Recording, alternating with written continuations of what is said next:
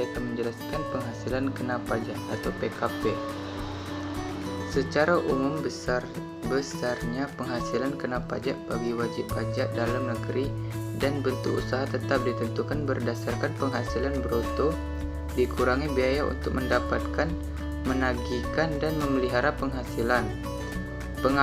Penghasilan bruto yang dimaksud adalah penghasilan sesuai dengan pasal 4 ayat 1 Undang-Undang PPh, tidak termasuk penghasilan yang dikenakan PPh bersifat final sebagaimana diatur dalam pasal 4 ayat 2, dan penghasilan yang dikecualikan dari objek pajak. Biaya yang dimaksud adalah biaya-biaya atau pengeluaran sesuai dengan pasal 6 ayat 1 Undang-Undang PPh.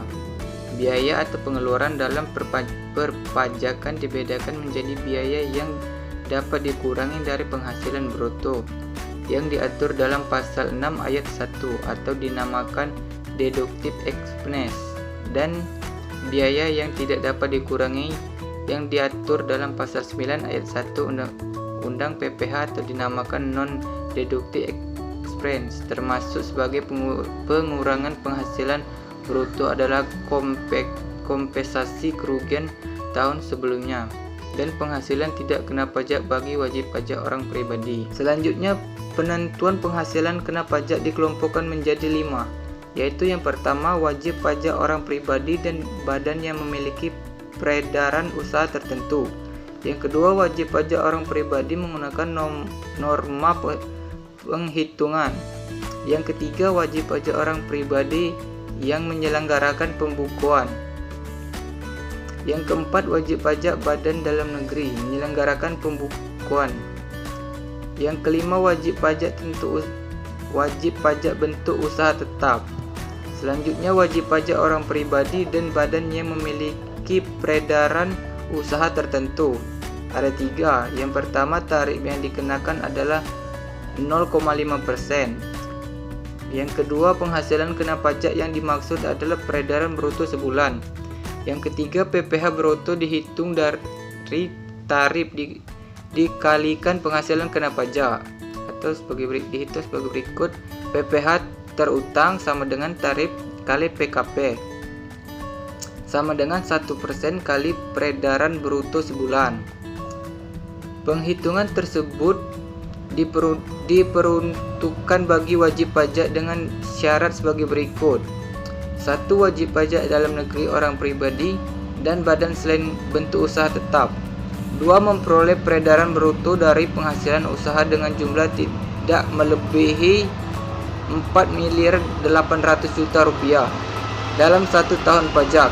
3. Penghasilan usaha yang dimaksud tidak termasuk penghasilan dari jasa sehubung dengan pekerjaan bebas, penghasilan yang diperoleh atau diterima dari luar negeri, penghasilan yang PPh-nya bersifat final, dan penghasilan yang bukan objek pajak.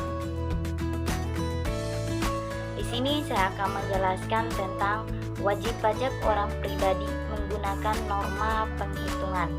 Nomor 1, tarif yang dikenakan adalah tarif pasal 17 UU PPh ayat 1 huruf A UU PPh. Nomor 2, penghasilan kena pajak dihitung sebagai berikut. PKP sama dengan penghasilan neto dikurangi PTKP. Peredaran bruto dikali persen NPPN dikurangi PTKP. Nomor 3, PPh terutang dihitung dari tarif dikalikan penghasilan kena pajak. PPh terutang sama dengan tarif dikali PKP. Tarif dikali peredaran bruto dikali persen NPPN dikurangi PTKP. Keterangan, PTKP adalah penghasilan tidak kena pajak atau dibahas pada bab sebelumnya. NPPN adalah norma penghitungan penghasilan neto. Jika wajib pajak orang pribadi adalah muslim yang membayarkan zakat atas penghasilan kepada badan amin zakat atau basis, jumlah zakat yang dibayarkan tersebut dapat dikurangkan dari penghasilan neto. Selanjutnya, penghitungan PKP dan PPh terutang diformulasikan sebagai berikut. PKP sama dengan penghasilan neto dikurangi zakat atas penghasilan dikurangi PTKP. Peredaran bruto dikali persen NPPN dikurangi zakat atas penghasilan dikurangi PTKP. PPh terutang sama dengan tarif dikali PKP. Tarif dikali peredaran bruto dikali persen NPPN dikurangi zakat atas penghasilan dikurangi PTKP. Penghitungan ini diperuntukkan bagi wajib pajak dengan syarat sebagai berikut. Nomor 1, wajib pajak dalam negeri orang pribadi. Yang kedua, memperoleh peredaran bruto tidak melebihi 4.800.000.000 rupiah dalam 1 tahun pajak. Nomor 3, penghasilan tersebut berasal dari pekerjaan bebas. Nomor 4, wajib pajak harus memberitahukan kepada Direktur Jenderal Pajak dalam jangka waktu 3 bulan pertama dari tahun pajak yang bersangkutan. Yang kelima, wajib pajak wajib menyelenggarakan pencatatan tentang peredaran brutonya sebagaimana diatur dalam undang-undang yang mengatur mengenai ketentuan umum dan tata cara perpajakan. Menteri Keuangan dapat menyesuaikan besarnya atas peredaran bruto dengan memperhatikan perkembangan ekonomi dan kemampuan masyarakat wajib pajak untuk menyelenggarakan pembukuan. Besarnya norma penghitungan penghasilan neto untuk setiap jenis usaha atau pekerjaan bebas diatur dalam lampiran Peraturan Dirjen Pajak Nomor PR garis datar 17-PJ-2015.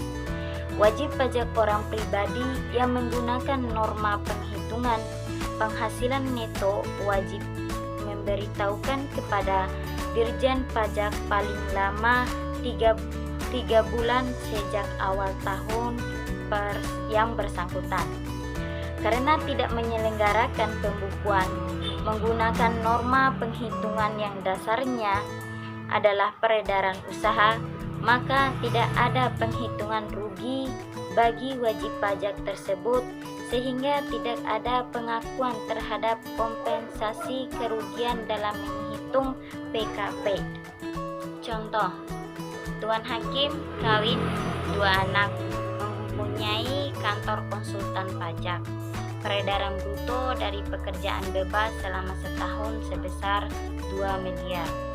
Biaya atau pengeluaran yang tercatat selama setahun terdiri atas gaji sebesar 600 juta. Biaya atau pengeluaran lain diantaranya sewa kantor, biaya transportasi dan lainnya sebesar 500 juta. Penghasilan neto dari pekerjaan sebagai pegawai tetap di Universitas Pancasila sebesar 120 juta setahun. Penjelasan, WP Hakim adalah WP orang pribadi dengan peredaran usaha tidak melebihi 4.800.000.000 rupiah, tetapi memperoleh penghasilan dari pekerjaan bebas. Penghitungan PKP dan PPh terutang. Peredaran bruto pekerjaan bebas sebesar 2 miliar. Penghasilan neto atau norma jasa tersebut 35%, 700 juta. 35% dikali 2 miliar. Penghasilan neto dari pekerjaan 120 juta. Total penghasilan neto 820 juta rupiah. Penghasilan tidak kena pajak kawin 2 anak, diri wajib pajak 54 juta, tambahan kawin 4.500.000, tanggungan 2 anak 9 juta, sama dengan 67.500.000. Penghasilan kena pajak sebesar 752.500.000. PPh yang terutang 5% dikali 50 juta sama dengan 2.500.000. 15% dikali 200 juta sama dengan 30 juta. 25% dikali 250 juta sama dengan 62.500.000. 30% dikali 252.500.000 sama dengan 75.750.000. Jadi total PPh yang terutang adalah 170.750.000. Jika pada contoh tersebut wajib pajak hakim membayar zakat atas penghasilan badan amil zakat atau basis disertai bukti yang memenuhi persyaratan sebesar 20.500.000. Besarnya penghasilan kena pajak, total penghasilan neto sebesar 752.500.000 dikurangi zakat atas penghasilan 20.500.000 jadi 732 juta. Penghasilan tidak kena pajak, diri wajib pajak sebesar 54 juta ditambah tambahan kawin 4.500.000 ditambah tanggungan 2 anak 9 juta. Jadi 67.500.000. Penghasilan kena pajak 664.500.000.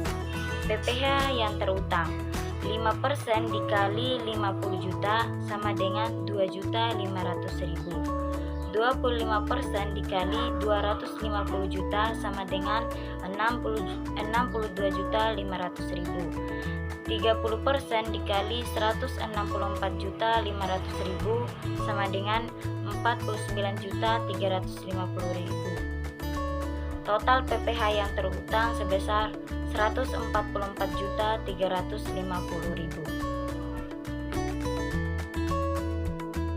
Baik, selanjutnya saya akan menjelaskan wajib pajak orang pribadi menggunakan pengetahuan. Tarif yang dikenakan adalah tarif pasal 17 Undang-Undang PPh tentang Undang-Undang PPh.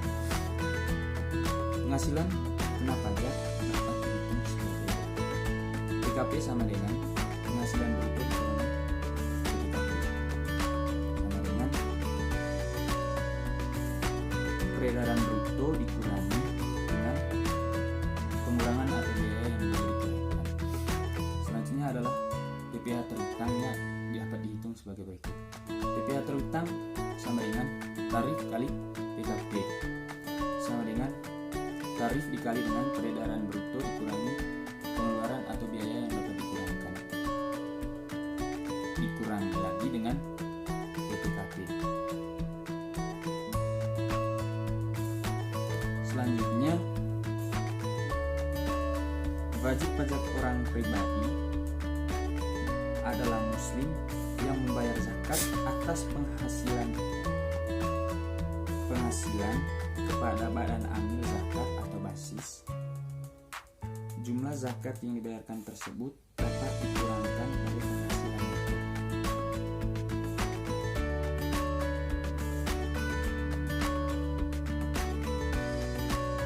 Demikian pula dalam hal wajib pajak, orang pribadi yang menyelenggarakan pembukuan pada tahun-tahun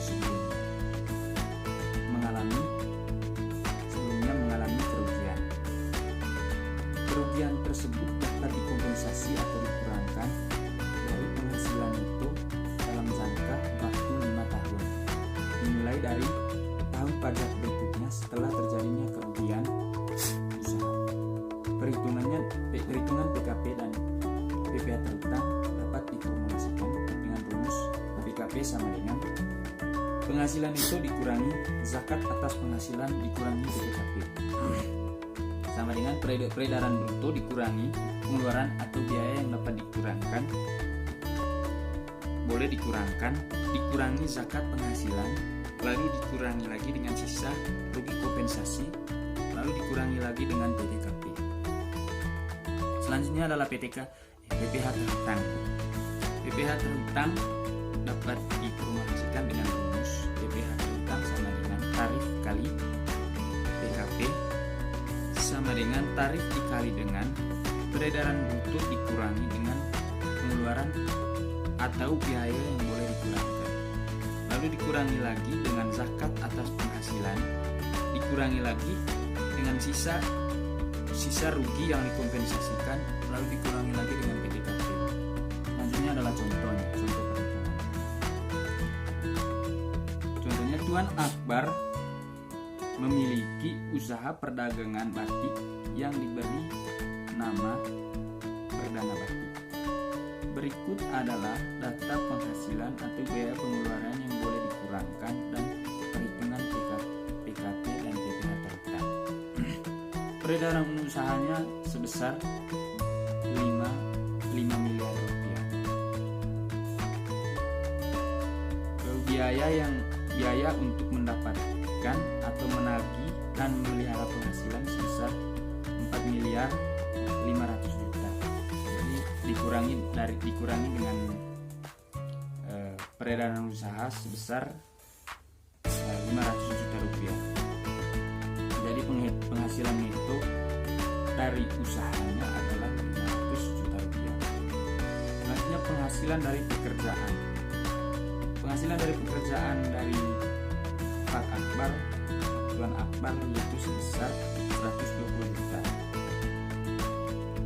Dikurangi dengan biaya untuk mendapatkan atau menagih dan memelihara penghasilan sebesar 7.296.000 rupiah.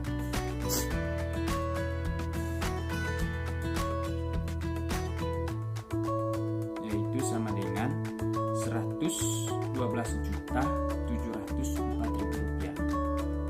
Lalu ditambah dengan penghasilan dari luar usahanya, yaitu sebesar 50 juta rupiah.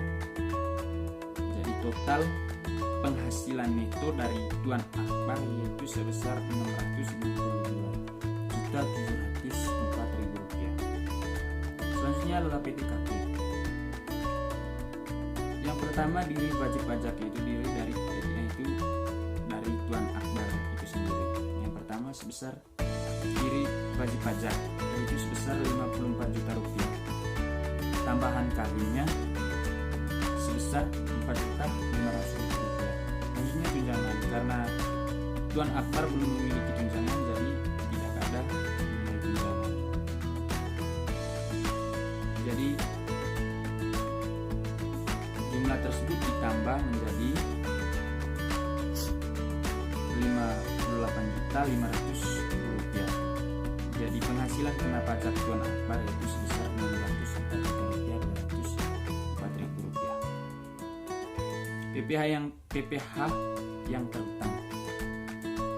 Yang pertama yaitu 5% dikali dengan 50 juta sebesar 2.500.000 rupiah. Selanjutnya 15% dikali dengan 200 juta rupiah yaitu 30 juta rupiah.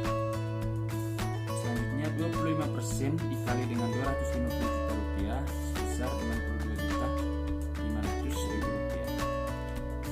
30% dikali dengan 104 juta rupiah, 104.204.000 rupiah sama dengan 31.261.000 rupiah. Dari total PPh hutang dari Tuan Akbar yaitu sebesar 126.261.200 rupiah. Selanjutnya, apabila Tuan Akbar membayarkan zakat atas penghasilan kepada badan amal tadi, yaitu adalah basis, yaitu sebesar 16.250.000 rupiah. Terdapat sisa kerugian 3 tahun lalu yang belum dikompensasikan sebesar 25 juta rupiah. PKP dan PPh yang terhutang dari Tuan Akbar dapat dihitung sebagai berikut. Yang pertama, total penghasilan itu dari Tuan Akbar yaitu tadi adalah 604.204.000 rupiah.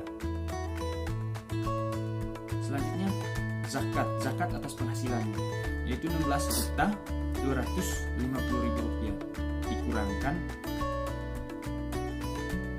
dengan lalu dikurangkan lagi sisa rugi yang dikompensasikan yaitu sebesar 25 juta yang sisa dari kerugian 3 tahun lalu yang belum dikompensasikan, yaitu 25 juta rupiah. Jadi dari total penghasilan netonya tadi dikurangkan dengan zakat atas penghasilan dan sisa kerugian kompensasi itu sebesar 562.954 rupiah. Selanjutnya adalah PPKP. Yang pertama, diri wajib pajak, yaitu sebesar 54 juta rupiah, masih sama dengan yang tadi.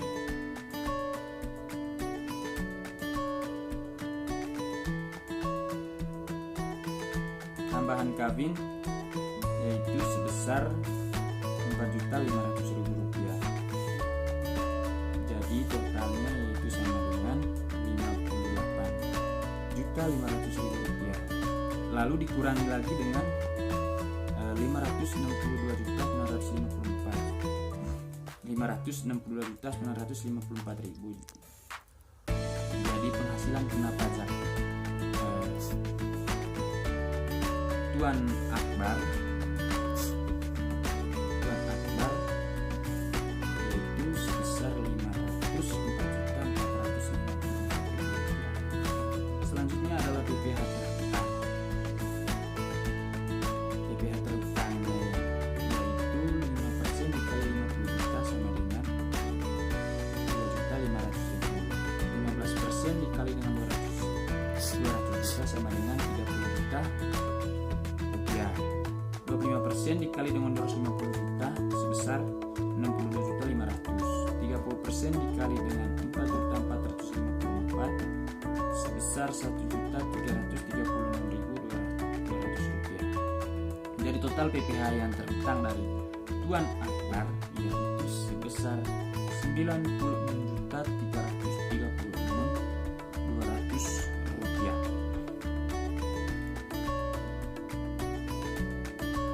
Selanjutnya, syarat perhitungan yang diperuntukkan bagi wajib pajak. Yang pertama adalah wajib pajak dalam negeri orang pribadi. Yang kedua, memperoleh peredaran bruto melebihi 4.800.000.000 rupiah dalam satu tahun pajak. Yang ketiga, penghasilan tersebut berasal dari usaha dan pekerjaan. Jadi perhitungan ini diperuntukkan bagi wajib pajak untuk dapat melakukan penghitungan, yaitu dengan nominal peredaran bruto itu melebihi 4.800.000 rupiah. Terima kasih. Selanjutnya, saya akan menjelaskan tentang wajib pajak badan dalam negeri menyelenggarakan pembukuan. Yang pertama, tarif yang dikenakan adalah tarif pasal 31E Undang-Undang PPh. Yang kedua, penghasilan kena pajak dihitung sebagai berikut. PKP sama dengan penghasilan neto. Penghasilan neto dapat kita cari dengan cara mengurangkan antara peredaran bruto dikurangi dengan pengeluaran atau biaya yang boleh dikurangkan. Mengenai jenis biaya apa saja yang boleh dikurangkan itu sudah diuraikan pada bab sebelumnya. Silakan untuk teman-teman bisa mereviewnya kembali. Yang ketiga, PPh terutang dihitung dari tarif dikalikan dengan penghasilan kena pajak. Penghasilan kena pajak sama menghitungnya yaitu peredaran bruto dikurangi dengan pengeluaran atau biaya yang boleh dikurangkan. Kemudian tarif pajak yang diperlakukan adalah sesuai dengan pasal 31E Undang-Undang PPh. Pada peredaran bruto usaha dalam jumlah tertentu, wajib pajak badan wajib menyelenggarakan pembukuan. Dalam hal wajib pajak badan yang mengalami kerugian pada tahun sebelumnya, kerugian tersebut dapat dikompensasikan atau dikurangkan dari penghasilan bruto dalam jangka waktu 5 tahun dimulai dari tahun pajak berikutnya setelah terjadinya kerugian usaha tersebut. Jadi, bagi wajib pajak yang peredaran brutonya telah mencapai jumlah tertentu yaitu sebesar 4.800.000.000 rupiah, maka wajib pajak badan tersebut diwajibkan untuk melakukan pembukuan. Kemudian mengenai kompensasi kerugian, ini juga sudah dijelaskan dalam bab sebelumnya. Contoh sederhananya saja, misalnya PT X mengalami kerugian sebesar sekian rupiah pada tahun 2013. Nah, kerugian itu dapat dikompensasikan dengan tahun setelah itu, yaitu tahun 2014 sampai dengan jangka waktu 5 tahun berikutnya. Kemudian untuk perhitungan PKP dan PPh terutang diformulasikan sebagai berikut. Untuk PKP-nya, penghasilan itu dikurangi dengan sisa rugi dikompensasikan. PKP sama dengan peredaran bruto dikurangi dengan pengeluaran atau biaya yang boleh dikurangkan dikurangi dengan sisa rugi dikompensasikan. Kemudian untuk menghitung PPh terutangnya dicari dengan cara mengalihkan tarif dikalikan dengan PKP. PPh terutang sama dengan tarif dikalikan dengan peredaran bruto dikurangi pengeluaran atau biaya yang boleh dikurangkan lalu dikurangi lagi dengan sisa rugi dikompensasi. Selanjutnya ini ada contoh soal. Berikut adalah penghasilan dan pengeluaran atau biaya yang dimiliki oleh PT Perdana tahun 2016 beserta penghitungan PKP dan PPh terutang. Untuk penjualannya yaitu sebesar 7 miliar rupiah. Kemudian biaya untuk mendapatkan, menagih dan memelihara penghasilan sebesar 6 miliar 400 juta rupiah sehingga diperoleh laba usahanya sebesar 600 juta rupiah. Kemudian laba ini kita tambahkan dengan penghasilan dari luar usaha yaitu sebesar 100 juta rupiah sehingga diperoleh total penghasilan netonya adalah sebesar 700 juta rupiah. Kemudian penghasilan kena pajaknya ini sama dengan total penghasilan neto yaitu sebesar 700 juta rupiah. Penghitungan penghasilan kena pajak sebagai dasar penentuan tarif. Yang A, jumlah penghasilan kena pajak dari bagian peredaran bruto yang memperoleh fasilitas pengurangan tarif adalah 4 miliar 800 juta rupiah dibagi dengan 7 miliar dikalikan dengan 700 juta rupiah sehingga diperoleh hasilnya adalah sebesar 480 juta rupiah.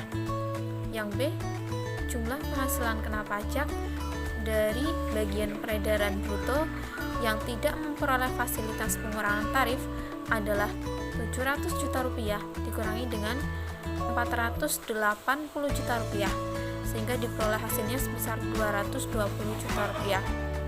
Kemudian besarnya PPh yang terutang. Yang pertama, 50% dikalikan dengan 25% dikalikan dengan 480 juta rupiah hasilnya 60 juta rupiah. Yang kedua, 25% dikalikan dengan 220